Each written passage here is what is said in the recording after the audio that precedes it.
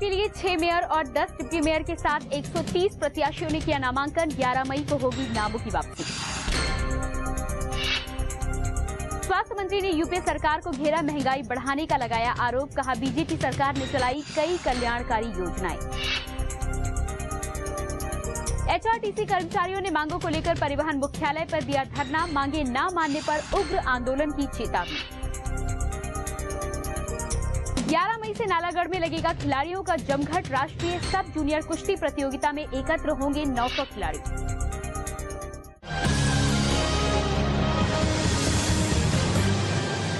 नमस्कार, हिमाचल आजकल में आपका स्वागत है। मैं हूं प्रियंका। अपने इस खास न्यूज बुलेटिन में हम आपको दिखाएंगे राज्य की हर वो खबर जिसका सरोकार सीधे आपसे है। हिमाचल के एकमात्र शिमला नगर निगम चुनाव के लिए आज आखिरी दिन कुल 130 उम्मीदवारों ने नामांकन पत्र भरे। इनमें से 25 वार्डों के लिए पार्षद प्रत्याशियों के साथ ही 6 मेयर और 10 डिप्टी मेयर पद के लिए प्रत्याशियों ने अपने नामांकन दाखिल किए। भाजपा से मेयर पद के प्रत्याशी डॉक्टर एस मन्हास व डिप्टी मेयर भानु चौहान ने अपना नामांकन पत्र भरा। इसके अलावा भाजपा व कांग्रेस के विभिन्न वार्डों के प्रत्याशियों ने भी अपने अपने नामांकन पत्र दाखिल किए। मंगलवार को शिमला के जिला उपायुक्त कार्यालय का नजारा बदला हुआ था। नगर निगम चुनाव के लिए कांग्रेस व भाजपा प्रत्याशी ढोल नगाड़े व भारी समर्थकों के साथ जिला उपायुक्त कार्यालय पहुंचे। नामांकन पत्र के आखिरी दिन भाजपा से मेयर पद के दावेदार डॉक्टर एस मिन्हास व डिप्टी मेयर भानु चौहान ने अपने अपने नामांकन पत्र भरे। इस अवसर पर भाजपा से मेयर के प्रत्याशी डॉक्टर एस मिन्हास ने कहा कि वो समाज सेवा से जुड़े रहे हैं। अब वो पार्टी की विचारधारा को और सरकार की नीतियों को आगे बढ़ाएंगे। इस शहर की आम जनता की भलाई किस तरीके से कर सकता हूँ, मेरे माइंड में बड़ा क्लियर है। ये कैपिटल सिटी है, यहाँ के लोकल बाशिंदे हैं और यहाँ बाहर से भी लोग आते हैं। इन सब तीनों के तीनों तरह के लोगों की किस तरीके से हम ख्वाब पूरे कर सकते हैं। इस शहर की हेरिटेज बचा के, इस शहर की एनवायरनमेंट बचा के, इस शहर में किस तरीके से हम मॉडर्न फैसिलिटीज दे सकते हैं। मेरा को लगता है कि पार्टी का डिसिप्लिन मानते हुए हर आदमी मेरे साथ आएगा, क्योंकि मैं पार्टी की आइडियोलॉजी को ही आगे बढ़ाऊंगा। इसके अलावा कांग्रेस के डिप्टी मेयर पद के दावेदार देवेंद्र चौहान ने भी अपना नामांकन पत्र भरा। आखिरी दिन कांग्रेस व भाजपा के कई वार्डों के प्रत्याशियों ने भी अपने अपने नामांकन पत्र भरे। नाम वापसी की तारीख 11 मई रखी गई है। भूपेंद्र चौहान, हिमाचल आजकल, शिमला। भाजपा के राष्ट्रीय अध्यक्ष नितिन गडकरी बुधवार को सिरमौर जिला मुख्यालय नाहन में होंगे। नितिन गडकरी प्रदेश के स्कूली बच्चों के लिए शुरू की जाने वाली अटल वर्दी योजना का शुभारंभ करेंगे। इस अवसर पर मुख्यमंत्री प्रेम कुमार धूमल व भाजपा के वरिष्ठ नेता शांता कुमार सहित पार्टी के अनेक वरिष्ठ नेता व मंत्री भी मौजूद रहेंगे। भाजपा के प्रदेश महामंत्री चंद्रमोहन ठाकुर ने नाहन में होने वाले इस कार्यक्रम की तैयारियों का जायजा लिया। इस मौके पर उन्होंने कहा कि सरकार ने शिक्षा को बढ़ावा देने के लिए अनेक कदम उठाए हैं। इस कड़ी में अटल वर्दी योजना शुरू की जा रही है। अटल स्कूल यूनिफॉर्म योजना हिमाचल प्रदेश सरकार की एक बहुत बड़ी और बहुत महत्वाकांक्षी योजना है। अगर हम यूं कहें कि ये सरकार की फ्लैगशिप योजना है तो कोई अतिशयोक्ति नहीं होगी। और इस योजना के अंतर्गत हर साल और साल में 2 बार पहली क्लास से 10वीं क्लास तक के बच्चों को मुफ्त में बहुत अच्छी वर्दी का वितरण किया जाएगा। स्वास्थ्य मंत्री डॉक्टर राजीव बिंदल ने महंगाई के लिए केंद्र सरकार को जिम्मेवार ठहराया है। नाहन में स्वास्थ्य मंत्री ने कहा कि एक ओर जहां प्रदेश सरकार लोगों को महंगाई से राहत देने की कोशिश कर रही है, वहीं केंद्र की यूपीए सरकार महंगाई बढ़ाने में कोई कसर नहीं छोड़ रही। डॉक्टर राजीव बिंदल ने कहा कि प्रदेश सरकार ने अपने 4 सालों के कार्यकाल में आम आदमी के लिए अनेक कल्याणकारी योजनाएं चलाई हैं, जिससे आम आदमियों को फायदा हो रहा है। सरकार ने आम आदमी की चिंता करते हुए उसको केंद्र की कांग्रेस सरकार ने महंगाई बढ़ा करके आम आदमी का जीना दूभर कर दिया। Every third day they are rising the prices of essential commodities, diesel, petrol. It is government sponsored. Rajiv Gandhi Panchayati Raj Sangathan के प्रवक्ता दीपक शर्मा ने प्रदेश सरकार पर आरोप लगाया है कि वे सरकारी अस्पतालों में स्थापित सीटी स्कैन मशीनों को निजी कंपनियों के हवाले कर रही हैं। उन्होंने कहा कि सरकार का मकसद इन कंपनियों को सीधे सीधे लाभ पहुंचाना है। उन्होंने प्रदेश सरकार पर हर मोर्चे पर विफल रहने का आरोप भी लगाया है। उन्होंने कहा कि सरकार प्रदेश में विकास कार्य करवाने में पूरी तरह से विफल रही है।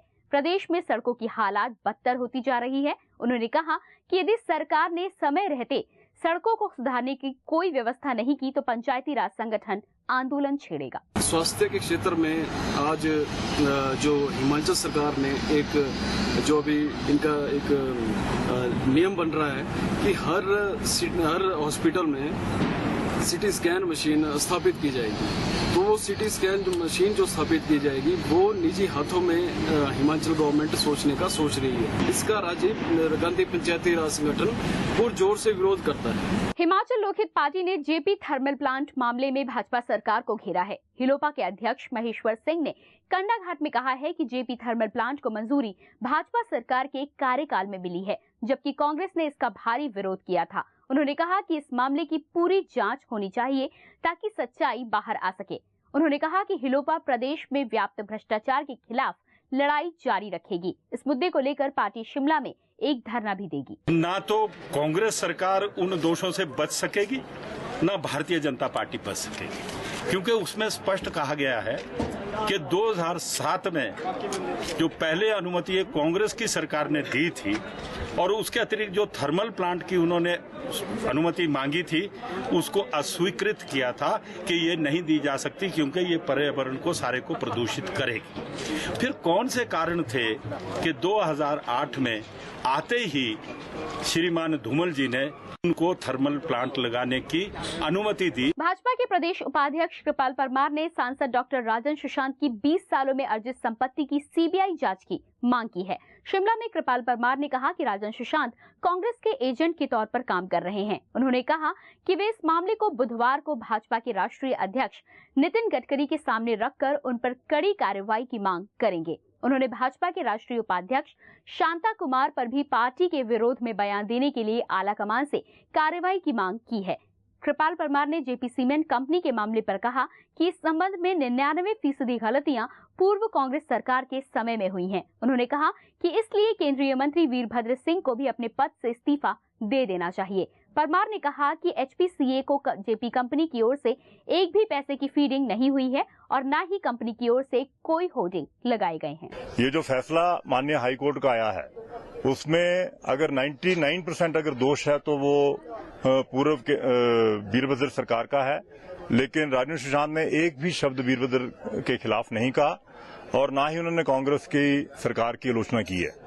वो प्रदेश की सरकार का इस्तीफा तो मांग रहे हैं लेकिन वीरभद्र से इस्तीफा नहीं मांग रहे। इससे स्पष्ट होता है कि राजन सुशांत भारतीय जनता पार्टी के सांसद के रूप में पार्लियामेंट के अंदर एक कांग्रेस के एजेंट के रूप में काम कर रहे हैं और अब वक्त आ गया है कि इस निलंबित सांसद को पार्टी से बाहर का रास्ता दिखाया जाए। हिमाचल पथ परिवहन निगम के कर्मचारियों ने शिमला में परिवहन निगम के मुख्यालय के बाहर धरना दिया। इस धरने में प्रदेश भर के परिवहन कर्मियों ने हिस्सा लिया। कर्मचारियों ने आरोप लगाया कि सरकार उनकी मांगों के प्रति नकारात्मक रवैया अपनाए हुए है। कर्मचारी अब अपना आंदोलन उग्र करने की तैयारी में है। कर्मचारी पिछले करीब एक सप्ताह से प्रदेश के विभिन्न हिस्सों में गेट मीटिंग कर सरकार और निगम प्रबंधन के खिलाफ रोष व्यक्त कर रहे थे। इसके बाद शिमला में परिवहन कर्मचारियों का सरकार के खिलाफ आक्रोश फूट पड़ा। पूरे प्रदेश से आए कर्मचारियों ने शिमला में धरना दिया। कर्मचारियों का कहना है सरकार न तो इनके लंबित वित्तीय लाभ दे रही है और न ही खाली पदों सहित अन्य मांगे मान रही है। इससे उनको आंदोलन करने पर मजबूर होना पड़ रहा है। हमारी मांगे, मुख्य मांग जो है हिमाचल पथ परिवहन निगम को रोडवेज का दर्जा दिया जाना है। रोडवेज का दर्जा हम इसलिए मांग रहे हैं क्योंकि हिमाचल पथ परिवहन निगम के कर्मचारियों को उनके जो देय वित्तीय लाभ है वो समय के ऊपर नहीं दिए जा रहे हैं। सरकार ने समय रहते अगर कर्मचारियों की मांगों के संबंध में कोई फैसला नहीं लिया तो उनका आंदोलन उग्र रूप ले सकता है। इससे सरकार के साथ साथ प्रदेश की जनता को भी असुविधा उठानी पड़ सकती है। ब्यूरो रिपोर्ट, हिमाचल आजकल। फिलहाल रुकेंगे एक छोटे से ब्रेक के लिए, लेकिन ब्रेक के बाद भी खबरों का सिलसिला जारी रहेगा। देवभूमि का सजग प्रहरी, हिमाचल आजकल। हिमाचल प्रदेश की राजनीतिक हलचल, सामाजिक चहल पहल, सांस्कृतिक व धार्मिक रबतों का बेहतरीन व अद्भुत संगम। देखिए हिमाचल आजकल प्रतिदिन रात्रि 9 बजे सिर्फ दिशा चैनल पर। ब्रेक के बाद आपका स्वागत है और अब एक नजर हेडलाइंस पर। एमसी चुनाव के लिए 6 मेयर और 10 डिप्टी मेयर के साथ 130 प्रत्याशियों ने किया नामांकन। 11 मई को होगी नामों की वापसी। स्वास्थ्य मंत्री ने यूपी सरकार को घेरा, महंगाई बढ़ाने का लगाया आरोप। कहा बीजेपी सरकार ने चलाई कई कल्याणकारी योजनाएं। एचआरटीसी कर्मचारियों ने मांगों को लेकर परिवहन मुख्यालय पर दिया धरना। मांगे न मानने पर उग्र आंदोलन की चेतावनी। 11 मई से नालागढ़ में लगेगा खिलाड़ियों का जमघट। राष्ट्रीय सब जूनियर कुश्ती प्रतियोगिता में एकत्र होंगे 900 खिलाड़ी। सिरमौर जिले में सड़क दुर्घटनाओं को रोकने के लिए लोक निर्माण विभाग गंभीर नहीं है। यही वजह है कि जिले की सड़कों पर क्रैश बैरियर तक नहीं लगाए जा रहे। जिले में सड़कों पर दुर्घटनाओं को रोकने के लिए क्रैश बैरियर लगाए जाने थे, जिसके लिए बाकायदा सरकार ने 1 करोड़ रुपए की राशि जारी की थी, लेकिन विभाग इस राशि को खर्च नहीं कर पाया है। यही नहीं, जिले में सड़कों के सकरे मोड़ों को चौड़ा करने का काम भी नहीं किया जा रहा है। विभाग की इस लापरवाही के चलते जिले में सड़क दुर्घटनाएं आम बात हो गई हैं। सिरमौर जिला प्रदेश के दुर्गम इलाकों में से एक माना जाता है। यहाँ चालक की जरा सी गलती सीधे मौत को दावत देती है। इसे देखते हुए सरकार ने प्रदेश के अन्य जिलों की तरह सिरमौर की सड़कों पर क्रैश बैरियर लगाने के लिए लोक निर्माण विभाग को 1 करोड़ रुपए की राशि भी जारी की थी, लेकिन विभाग अभी तक कुछ स्थानों पर ही ये बैरियर लगा पाया है, जबकि सड़कों का अधिकांश हिस्सा वैसे ही पड़ा है। लोगों का कहना है कि क्रैश बैरियर न होने की वजह से यहाँ काफी संख्या में दुर्घटनाएं हो रही हैं। सरकार करोड़ों रुपए लाइबिलिटी पे कंपनसेशन में उनको देती है। अगर उतने पैसे वो उस पे पैरापिट पे लगा दे, लोगों की जान जानी तो बच जाएगी, कम से कम दुर्घटनाएं कम होगी। सरकार को कम से कम बहुत पैसा अगर ना भी लगा पाए, कम से सड़क के किनारे पत्थर ही रख दे, उन पे करा दे, लोगों को उसका किनारा तो पता लग जाए सड़क का किनारा क्या है। सरकार ने बोला था कि जो है क्रैश बैरियर लगाए जाएंगे हर जगह, लेकिन मुझे नहीं लगता ये 31 मार्च तक इनका टारगेट था कि जो 31 मार्च से पहले जो है क्रैश बैरियर हर जगह जो है लगा दिए जाएंगे। लेकिन इसका जो भी इन्होंने बजट प्रावधान किया था, इसका ये नहीं पता चला कि जो है बजट किधर गया और जो ये कब लगेंगे। मुझे नहीं लगता ये जो इस हिसाब से जो है ये सिर्फ घोषणाएं करते हैं और जो घोषणाओं के ऊपर अमल नहीं करते हैं। विभाग अगर क्रैश बैरियर लगाए और सड़कों के सकरे मोड़ों को चौड़ा कर दे तो इससे सिरमौर में सड़क दुर्घटनाओं में काफी हद तक कमी आ सकती है। सतीश शर्मा, हिमाचल आजकल, नाहन। पंचायत समिति द्रंग के सदस्यों ने विकास खंड कार्यालय में बुलाई गई बैठक का बहिष्कार किया। बैठक के दौरान अधिकारियों की दीर्घा में खाली पड़ी कुर्सियां देखकर समिति के सदस्य भड़क उठे। सदस्यों का कहना है कि विभिन्न विभागों के विभागाध्यक्ष पिछले 1 साल से बैठक में नियमित रूप से भाग नहीं ले रहे हैं। इस कारण विकास कार्यों को करवाने में उनको भारी कठिनाई हो रही है। पंचायत समिति उपाध्यक्ष परमदेव यादव ने कहा है कि पिछले 1 साल से भी अधिक समय से अधिकारी बैठकों से नदारद रह रहे हैं।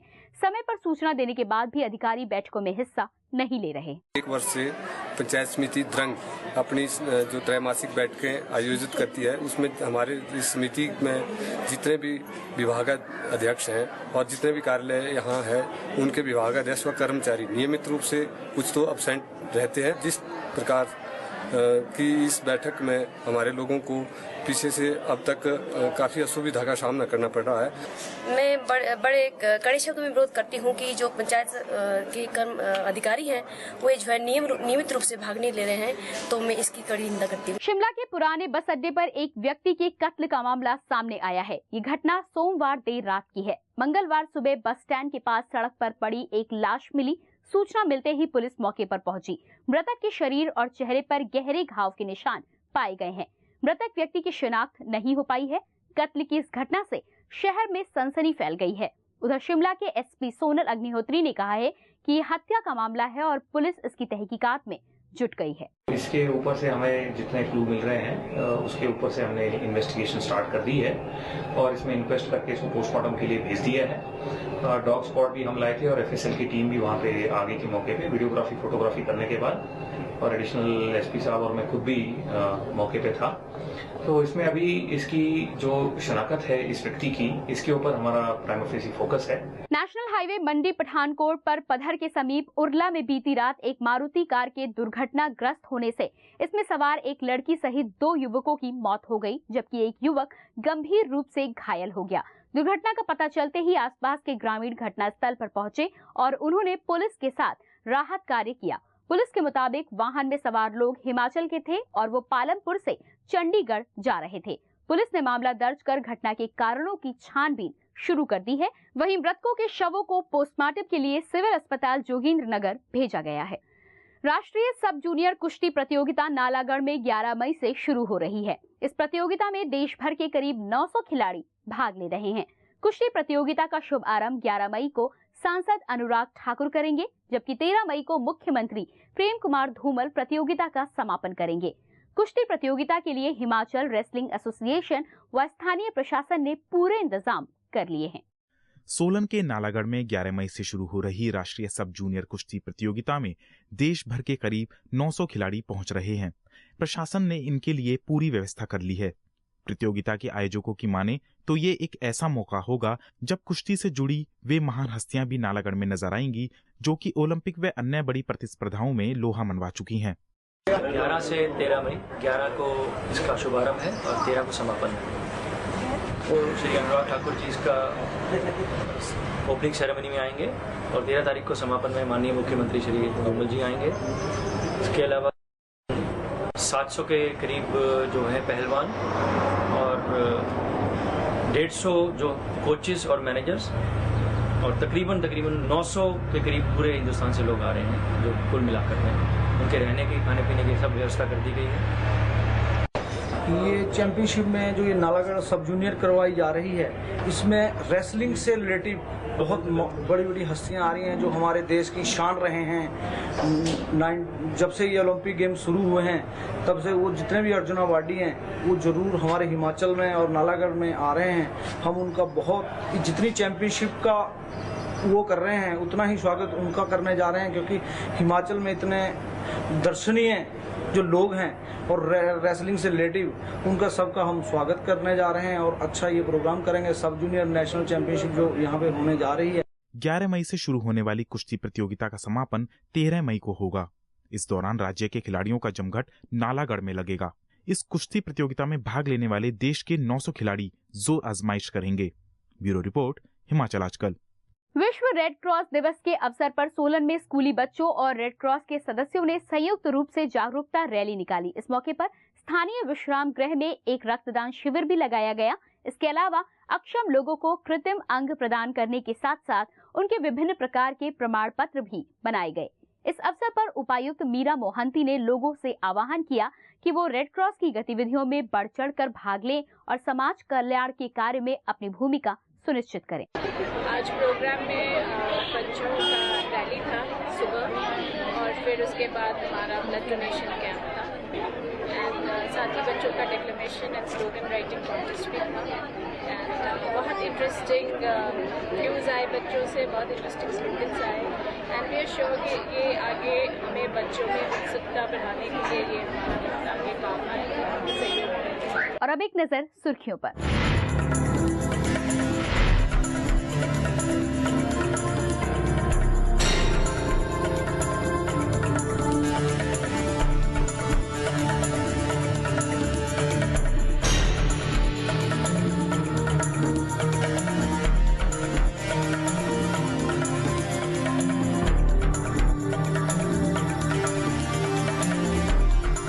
अभी के लिए बस इतना ही। हिमाचल की ताज़ा तरीन खबरों के साथ हम फिर होंगे हाजिर। तब तक के लिए नमस्कार। हिमाचल आजकल से जुड़ी किसी भी प्रतिक्रिया या सुझाव के लिए संपर्क करें कृष्ण भानु, ठाकुर वाटिका, खलीनी, शिमला 2।